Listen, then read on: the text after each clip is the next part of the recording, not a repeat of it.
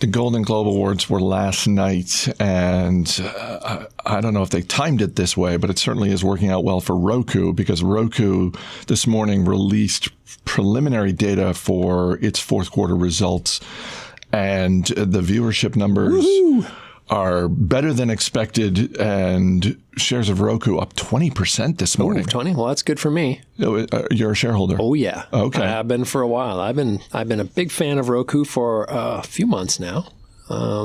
Certainly today. I understand why you're a fan today. Well, yeah, I might actually be in the positive on that one. Now, Roku is probably still almost down by half from its all-time high just a few months ago. I'm guessing if it's in the $38 or $35 range, I think we were up in the 60s at one point. I didn't buy it there. But yeah, it is very interesting. Netflix was a big winner at the awards, right? And I saw articles saying, hey, does this mean that things are great for their development strategy? And I don't know that it does. I tend to look at the winner in this entire cord-cutting movement as Roku. And I don't mean like that Roku's going to put Netflix out of business or something like that. I mean, if you're looking for a company that stands to benefit from all the competition, Netflix isn't it. Right, because the competition is coming for Netflix. Netflix may continue to do fine, but it's going to be it's going to have a big battle on its hands, right?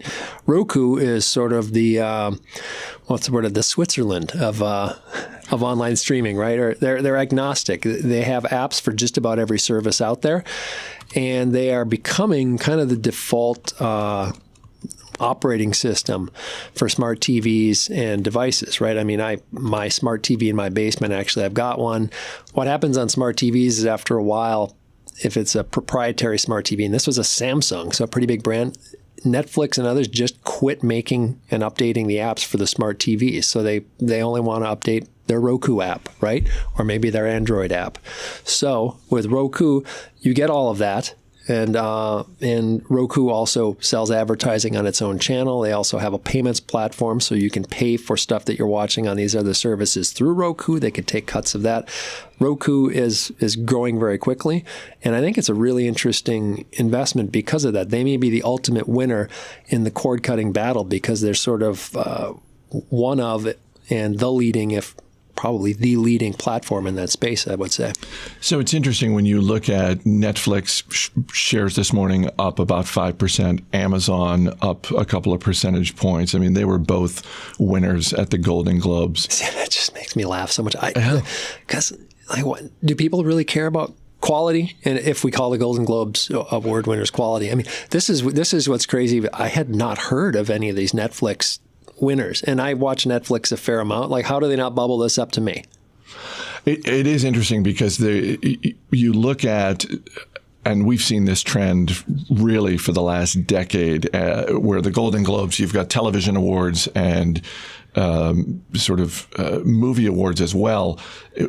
Particularly with the television awards, we've just seen this very steady trend of broadcast television just dropping when it comes to the awards. And whether it's Netflix, HBO, Amazon, Hulu's even gotten some award nominations and wins here and there.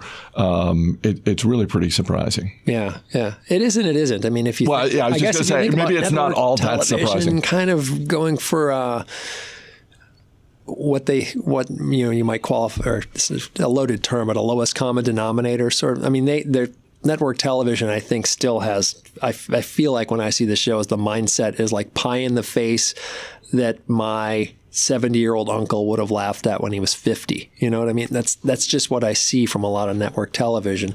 And Netflix, good for them, decided we're going to do some stuff that's, and originally it was stuff that had been rejected by the main studios, right? A lot of interesting stuff out there. The problem is, of course, for Netflix is that in order to be as big as they are, they have to pretty much say yes to almost everything right now. So as a result, they're sending me ads. They sent me an email to try to get me to watch Sabrina the Teenage Witch. Swear to God, an email, like I don't get emails from anything, and they sent like new season of Sabrina. I don't know that you're the demo for that. No, and it was kind of, I thought it was creepy. It was like a Lolita kind of picture. She was sprawled out, this like young girl that you remember from Mad Men when she was little. Like I felt grossed out by it. So I don't understand. But what I do get from Netflix these days is there's so much original material. Some of it is amazing, like the Lemony Snicket series on there, just incredible. Neil Patrick Harris doing a great job. And then there's a lot of stuff that's really not very good, I don't think. So they have done so much. And then you've got others coming in. Apparently Walmart Voodoo might be doing original programming. You've got Amazon doing some original programming, some of it pretty good. But I mean, you've got some real problems if you're Netflix, if you've got, Disney coming out with their service, you got DC doing their own service, DC Comics. You've got, if I can read my tiny writing, Time Warner doing one. You've got Facebook Watch coming out with some original programming. I'm not sure what that will be. Apple is doing something, which primarily is Reese Witherspoon and Oprah at this point, which seems kind of a narrow demographic to me, but I suppose they know what they're doing. So there's a lot of competition, and that's why, to circle back to Roku, I think that by going with a platform that is agnostic and stands to carry all of these services to every TV, I think you probably have a very interesting opportunity there. Well, and if you just think about the basic business model of broadcast television, we'll put basic cable aside for the moment, but just the model, the reason a company like Netflix is so attractive to showrunners is because if you're doing a deal with CBS, ABC, NBC, Fox, you're in for, they're saying, look, we're probably going to give you more money than Netflix.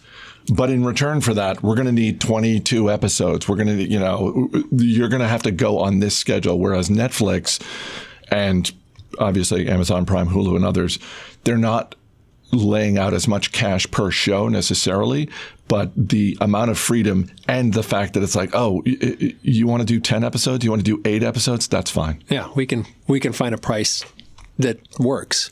Whereas if broadcast television is never going to find a good price for an 8 episode.